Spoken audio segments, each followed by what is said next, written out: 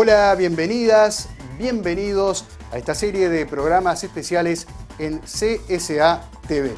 Una mirada retrospectiva a este 2021 en varios temas, entre ellos el impacto del cambio climático en nuestro mundo, el tema laboral, los empleos, el mundo del trabajo.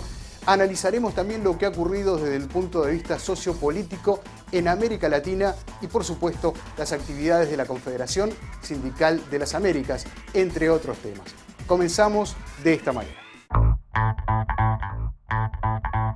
Como muestra un estudio elaborado por DIESE a pedido de la Central Única de Trabajadores, la Operación Lava Jato hizo perder a Brasil 172,2 mil millones de reales en inversiones y destruyó a 4,4 millones de puestos de trabajo. El sector más afectado fue la construcción civil, que perdió 1,1 millones de puestos de trabajo. La destrucción en el mercado laboral fue tan grande que llegó incluso a categorías de sectores fuera de las cadenas productivas más afectadas, construcción y petróleo, como la educación privada, con 106.500 vacantes perdidas.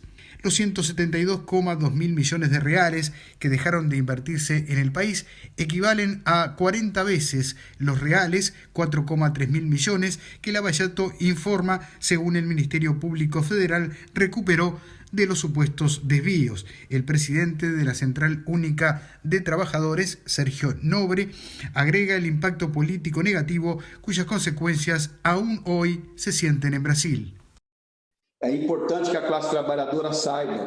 Es importante que la clase trabajadora sepa quién quebró a Brasil, quién empujó el país hacia la crisis y quiénes son los responsables por la situación que enfrentamos actualmente. Nosotros tenemos todo el interés en la lucha contra la corrupción, y el combate a la corrupción no fue lo que hizo la Operación Lava Jato. Cuando criticamos la operación, lo hacemos porque en realidad lo que hizo fue entregar la soberanía del país y destruir a los empleos del país. Y tenemos que enfrentar ese debate. Nunca me olvidaré cuando realizamos la huelga de los petroleros y estuvimos juntos en el Tribunal Superior del Trabajo y tuvimos que escuchar de un juez que ellos ahora estaban arreglando problemas generados por nosotros y por nuestros gobiernos. Este estudio muestra de forma clara cuáles son los impactos y quiénes son los responsables y verdaderos criminales que deberían recibir punición en cualquier lugar del mundo. Este estudio necesita ser un instrumento de trabajo, de base, para hablar con los trabajadores. Y esta semana llevaré este instrumento a los presidentes de la Cámara de Diputados, del Senado de Brasil y a todos los ministros de la Corte Suprema para que tengan conocimiento. Sobre el instrumento político que fue la Operación Lava Jato, ellos ya están tomando medidas, pero es importante que sepan la dimensión del crimen cometido contra Brasil y contra la clase trabajadora brasileña. El Observatorio Laboral de las Américas se construye desde la perspectiva de la clase trabajadora y viene a contribuir para la reflexión y la acción sindical en la región. Esta propuesta dialoga con otros observatorios existentes y busca aportar nuevos elementos que sean propios y de interés de las organizaciones sindicales afiliadas y fraternas, así como organizaciones sociales aliadas a la CSA para la acción nacional, regional e internacional. En la página web del observatorio podrás encontrar informes especiales que analizan en profundidad diversas dimensiones y temas del mundo del trabajo, como negociación colectiva, trabajo en condiciones de informalidad, género, seguridad social, cadenas globales de producción, boletines con información sobre tendencias generales que impactan el mundo del trabajo, fichas informativas país que presentan la situación social, económica, laboral y las propuestas sindicales en los países de la región, otras informaciones que incluyen sistematización de datos sobre políticas y acciones desarrolladas en los países, inicialmente monitoreando la respuesta ante la crisis de la COVID-19, entre otros temas. La Confederación Sindical de Trabajadores y Trabajadoras de las Américas, CSA, instaló la Mesa Sindical CSA Paraguay, un espacio de las centrales afiliadas a la Confederación Sindical de las Américas, para promover la unidad sindical en la ejecución de las acciones y programas en defensa de la clase trabajadora en Paraguay. La mesa sindical está integrada por la Confederación, por las centrales afiliadas CUT, CUT-A y CECITEP. La reunión realizada el pasado miércoles 7 de julio representó un momento clave para el sindicalismo de Paraguay y contó con la participación de Víctor Báez, secretario general adjunto de la Confederación Sindical Internacional, CSI. Como paraguayo sé perfectamente cuáles han sido las dificultades históricas de nuestro país y nosotros, desde la CSI y de la CSA, tenemos la tarea de superar la fragmentación sindical. Rafael Freire, secretario general de la CSA, realizó el lanzamiento oficial de la mesa.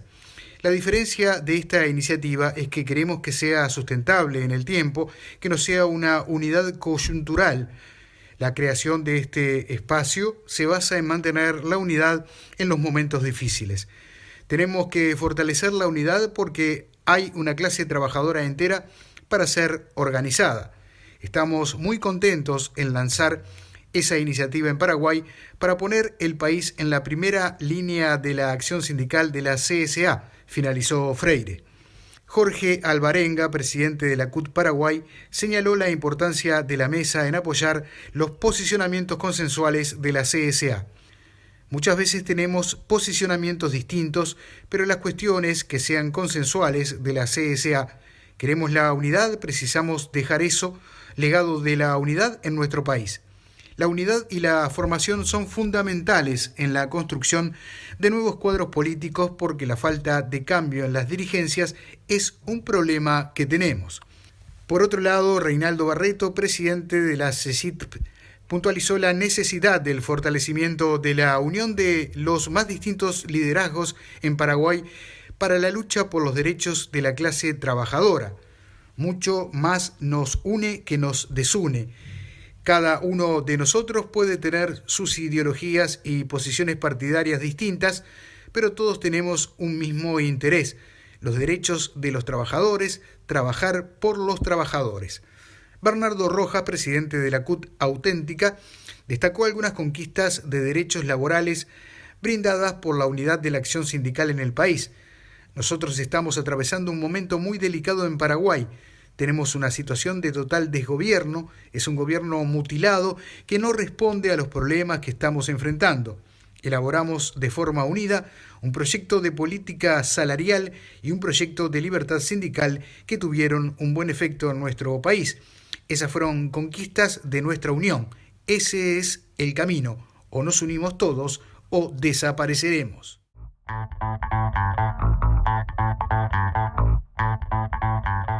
Quiero ser el orgullo de las mujeres. Quiero que aquí en Todos Santos todos sean iguales. Eso es lo que tanto quiero conseguir. Guatemala es uno de los países más grandes que forman Centroamérica. Su extensión territorial es de 108.890 kilómetros cuadrados.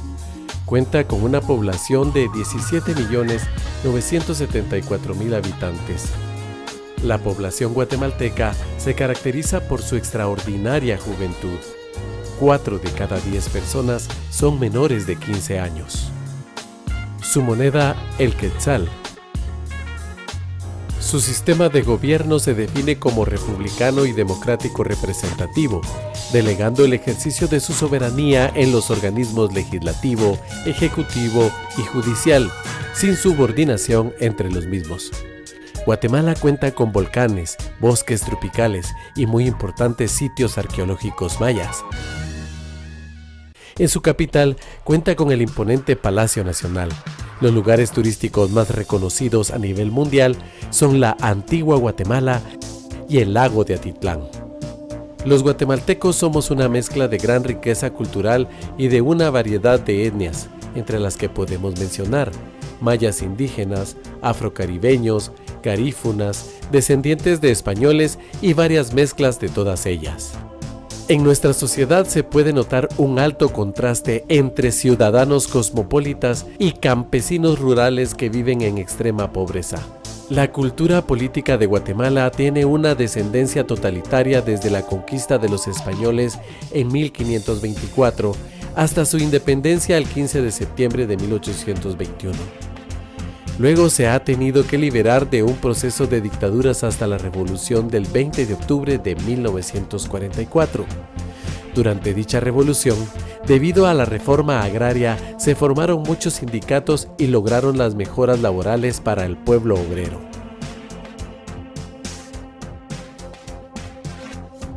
Luego de esto, se fue perfeccionando el movimiento sindical, dando como resultado el surgimiento de instituciones que lideran dichos movimientos, para defender a la población de los grupos de corrupción que operan actualmente en el país.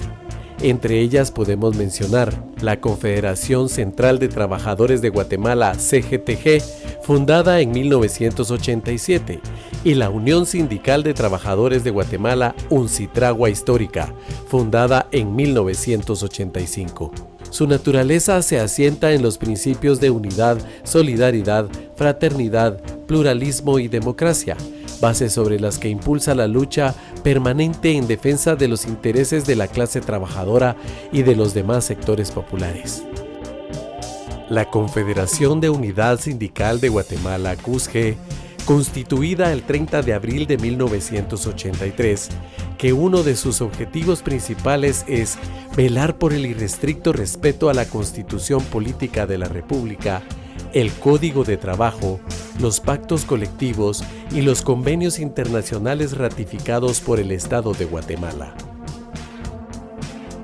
La CGTG es una instancia permanente con alcance nacional integrada por mujeres y hombres trabajadores de los sectores claves de la economía nacional.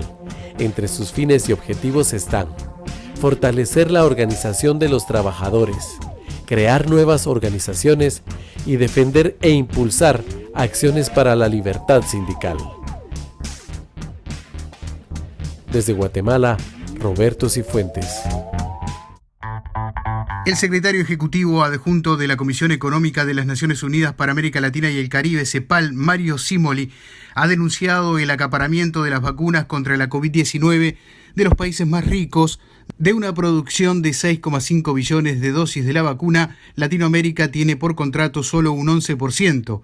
Y África un 4%, ha alertado en su intervención en una mesa organizada por la agencia EFE y con la pregunta central de cómo lograr que América Latina tenga su propio plan Marshall post-COVID-19, de la misma forma que Europa ha conseguido aprobar su plan de recuperación Next Generation. Y ha dicho que estas cifras, que contrastan con las de países como Estados Unidos, que llega a cubrir la población en un 199%, la Unión Europea un 199% o Canadá un 532%, le dan terror. Además de esta desigualdad en cuanto a las vacunas a nivel internacional, la hay también dentro de la región, donde no todos los países pueden acceder a ellas, por lo que tenemos que apoyar a Latinoamérica con un discurso político y de integración que va por muchas más áreas más. Para Cimoli, sin integración no hay plan Marshall, cada país solo no puede jugar por su cuenta. La integración va a ser un tema crucial, además de que se necesita repensar completamente el modelo de desarrollo, ha agregado. A pesar de que el 2021 acaba de ser nombrado como Año Internacional para la Erradicación del Trabajo Infantil, unos 152 millones de niños trabajan hoy en el mundo, situación que se ha agravado con la llegada de la pandemia de la COVID-19, el incremento de la pobreza, el cierre de las escuelas y las medidas de restricción que han hecho a muchos menores comenzar a trabajar para contribuir con los gastos familiares. Así lo consideró el director general de la Organización Internacional del Trabajo, Guy Ryder, en un encuentro virtual con líderes de todo el mundo, y agregó que esta situación revierte considerablemente los avances que se habían tenido en la lucha contra este flagelo, pues a inicios de este siglo 100 millones de niños dejaron de trabajar. Las diversas situaciones de conflicto y la fragilidad existente en el mundo con la pandemia acrecentaron el problema. La protección social es fundamental en épocas de crisis, puesto que permite brindar asistencia a los más vulnerables, tener en cuenta los problemas asociados al trabajo infantil en el marco de políticas de mayor alcance sobre educación, protección social, justicia, mercados de trabajo y derechos humanos y laborales a escala internacional, supone una diferencia fundamental, alertó Ryder.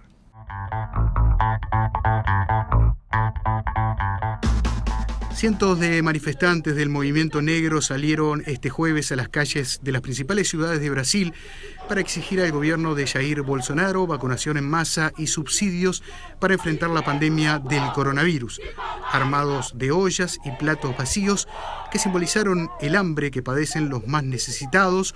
Los manifestantes se dieron cita frente a las casas legislativas de 18 de los 27 estados del país para exigir ayuda para enfrentar la crisis económica que los azota por culpa de la COVID.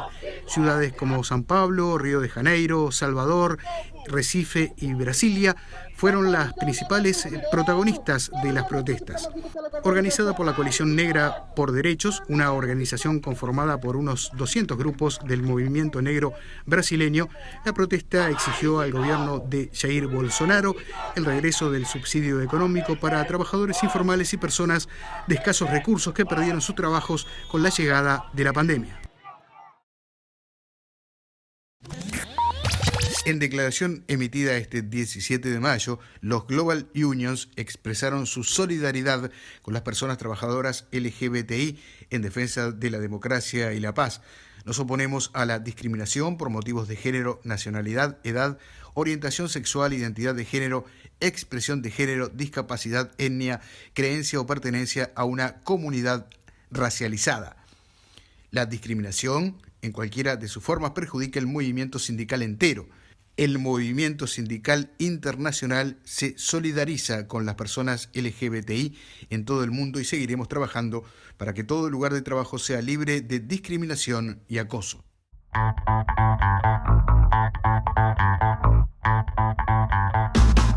Una gran marcha contra la migración irregular fue llevada a cabo en Iquique, en el norte de Chile, y terminó con incidentes violentos en contra de extranjeros que se encuentran varados en la ciudad a la espera de regularizar su situación. Con banderas chilenas y carteles que pedían no más ilegales, alrededor de 5.000 asistentes, según las fuentes policiales, manifestaron su rechazo a la ola migratoria que por estos días tiene la zona norte del país, en plena crisis por el colapso de algunos espacios públicos y una política migratoria descontrolada. Varios manifestantes llegaron a la capital regional desde Colchane, la comuna fronteriza más afectada por la crisis, que a diario ingresan cientos de personas que quedan varadas en dicha localidad. La manifestación pedía políticas claras que permitieran a los locales sobrevivir en medio de la crisis migratoria. La marcha, que se desplazó por el centro de la ciudad, terminó con la quema de carpas que eran utilizadas por extranjeros para dormir en plazas y playas, acto que ha sido denunciado como un ataque xenófobo. Hasta el momento son cerca de 3.000 personas las que se encuentran varadas en Iquique, gran parte de ellos luego de haber ingresado a Chile por pasos no habilitados en la frontera y cruzar la ruta hacia la costa. La Fiscalía denunció que el expresidente peruano Alberto Fujimori y sus exministros de Salud, Eduardo Young, Marino Costa y Alejandro Aguinaga, forzaron la esterilización de mujeres andinas para reducir la pobreza. Se trata del programa irregular de esterilizaciones impulsado por el exmandatario en su segundo periodo, tras el cual murieron 18 mujeres durante la intervención quirúrgica y otras 1.300 quedaron con secuelas físicas. En su mayoría las víctimas eran campesinas pobres y quechohablantes. Fallecieron tras las complicaciones en las ligaduras de trompas a las que fueron sometidas, sin preparación y lejos de cumplir los protocolos médicos. El fiscal Pablo Espinosa fue quien presentó la sustentación de cargos, en la que señaló que el objetivo de la esterilización de la población más vulnerable era reducir la pobreza, y que para lograrlo, el Ejecutivo elaboró todo un marco jurídico para evitar ser responsables de eventuales complicaciones. Entre tanto, Espinosa agregó que el personal de salud estaba coaccionado a cumplir o superar las metas de esterilizaciones y a cambio recibía incentivos. Por su parte, las mujeres agraviadas fueron amenazadas o sobornadas según si aceptaban o se negaban a las cirugías. Este se trata de uno de los casos emblemáticos de presunta violación a los derechos humanos en Perú, que ha esperado más de 20 años para su proceso.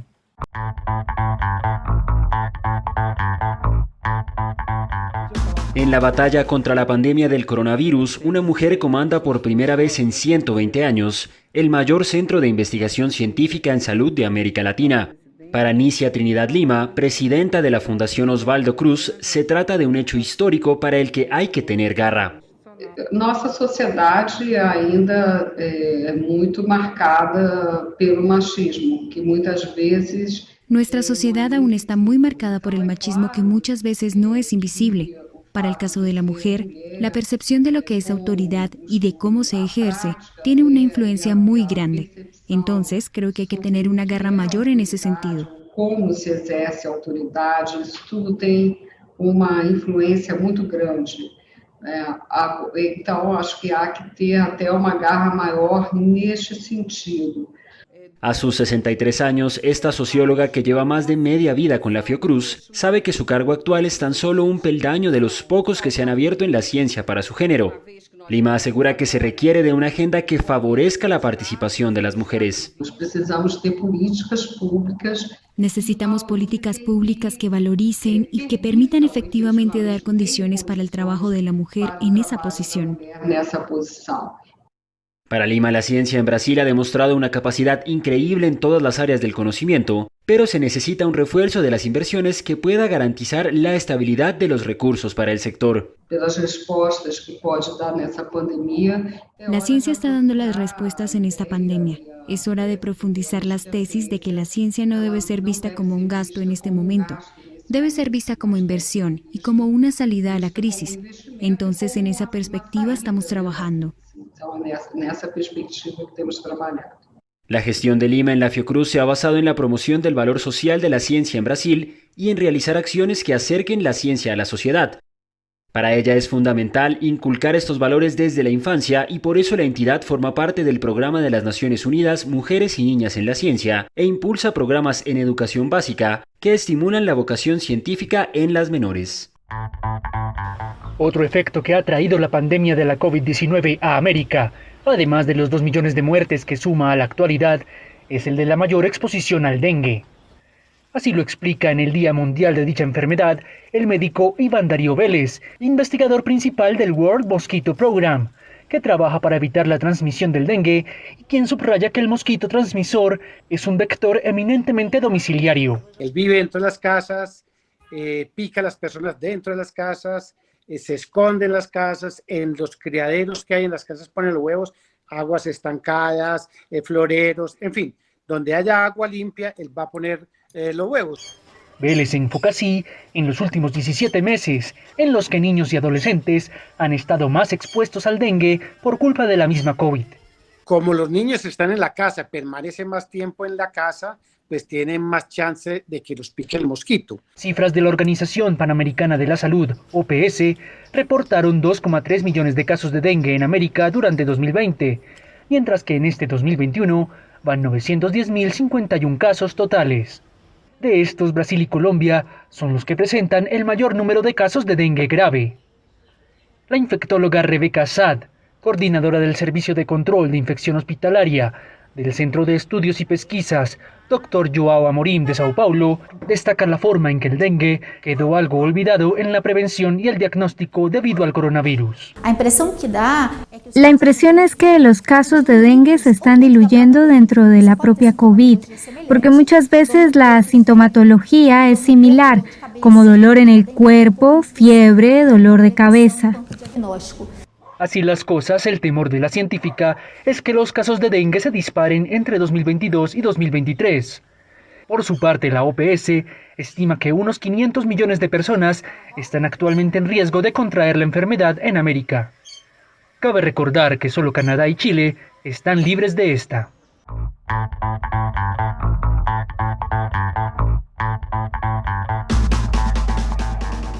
Rosa Jalja aún recuerda que en su juventud le llamaban India Cochina. De Otilia Lux se avergonzaron cuando se convirtió en ministra de Cultura y Deporte en Guatemala. Y a Elizabeth Centeno no le creían capaz de ser autoridad en su comunidad por ser joven. Todas ellas tienen algo en común. Son mujeres indígenas que alzaron su voz contra la discriminación. Y vamos a sufrir siempre esa discriminación. Pero poco a poco, con lo que tú sabes, ya vas a estar en las casas grandes, yo creo que vamos a surgir. ¿Qué palabras nos decía mi abuelo? Estas palabras siempre vivirán en la memoria de Rosa, que hoy trabaja en radio en Copacabana y le ofrece un espacio a las mujeres que quieren denunciar casos de violencia, tanto en castellano como en aymara. Las indígenas representan el 8.5% de la población de Latinoamérica y el Caribe, es decir, que son 28 millones de mujeres. Pese a los avances en el respeto por sus derechos, aún persiste la discriminación hacia ellas. Enfrentan un acceso desigual a la justicia, la educación y la participación política. No hay, digamos, una participación plena y efectiva de las mujeres indígenas porque no se los permite el sistema. El sistema es racista y es excluyente. En Latinoamérica, la discriminación está latente, tanto en los países que tienen porcentajes importantes de población indígena como Bolivia, Guatemala o México, como en aquellos que tienen un menor porcentaje como Argentina o Uruguay. Desde Bolivia, por ejemplo, Elizabeth Centeno, secretaria general del sector Cumbre en La Paz, denuncia que tiene que lidiar con los comentarios sobre que no tiene la experiencia suficiente para el cargo ya que es muy joven. A la menor injusticia alcen la voz, porque el principal problema de una mujer es quedarse callada frente a una injusticia. En los últimos años, las mujeres indígenas han ganado espacios de representación en parlamentos, en direcciones de decisión y también han logrado mayor visibilidad de sus preocupaciones e inquietudes. Sin embargo, aún falta un mayor acceso a oportunidades. Así lo asegura la especialista de la Oficina Regional para América y el Caribe de ONU Mujeres, Bárbara Ortiz. Hablamos ahora recientemente de la participación de las mujeres en la vida pública y en la toma de decisiones.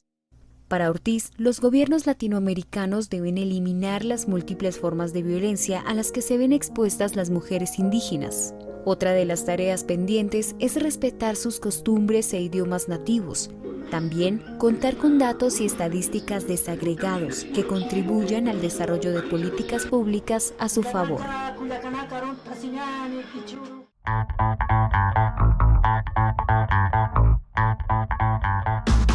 Hace 50 años, el 5 de febrero de 1971, nació de la Unión de Izquierdas de Uruguay el partido Frente Amplio, por lo que algunos puntos de Montevideo fueron adornados con los representativos rojo, azul y blanco con los que se identifican sus militantes. La jornada de celebración también contó con una acción solidaria en los distintos comités de bases del país, con una recolección de alimentos para las conocidas ollas populares que reparten un plato de comida a las personas con mayores carencias. Durante la celebración de su medio siglo de historia, el presidente de esta fuerza política, Javier Miranda, destacó a la unidad política y la unidad programática que ha caracterizado la organización desde su origen y que han guiado el proceso de construcción colectiva. Miranda reiteró la idea de llevar a cabo un referéndum para derogar 135 artículos de la Ley de Urgente Consideración, buque insignia del ejecutivo del centroderechista Luis Lacalle Pou, a la que tildó de retrógrada. Para esto, la fuerza política, junto con otros movimientos, se encuentra recolectando firmas para presentar ante la Corte Electoral.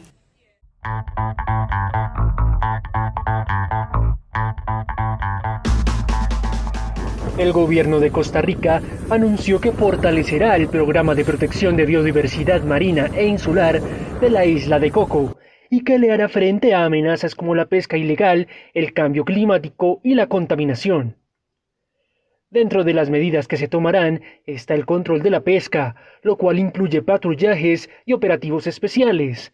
También habrá control sobre las áreas críticas, se demarcarán límites y se velará por la seguridad de todo el personal del parque, al igual que de los visitantes. La isla de Coco, ubicada a 532 kilómetros de la costa pacífica de Costa Rica, es patrimonio mundial desde 1997. Rafael Gutiérrez, director del Sistema Nacional de Áreas de Conservación, destaca su importancia. Mantiene las condiciones de los ecosistemas hace 500 años, como era la vida marina desde hace 500 años. Esto lo hace uno de los sitios más importantes desde el punto de vista de la conservación de la vida marina en el mundo. Gutiérrez subraya que la isla ha sufrido perturbaciones humanas desde su descubrimiento, principalmente con la expansión o intensificación de actividades extractivas con la industria pesquera. No obstante, enfatiza que los esfuerzos por controlar la pesca ilegal han permitido que esta área silvestre sea uno de los sitios con mayor biomasa de peces que existe. De esta manera llegamos al final. Vamos a seguir compartiendo próximos programas especiales. Ha sido un gusto, como siempre, compartir con ustedes. Soy José Sena, desde la sede continental de la CSA en Montevideo, Uruguay.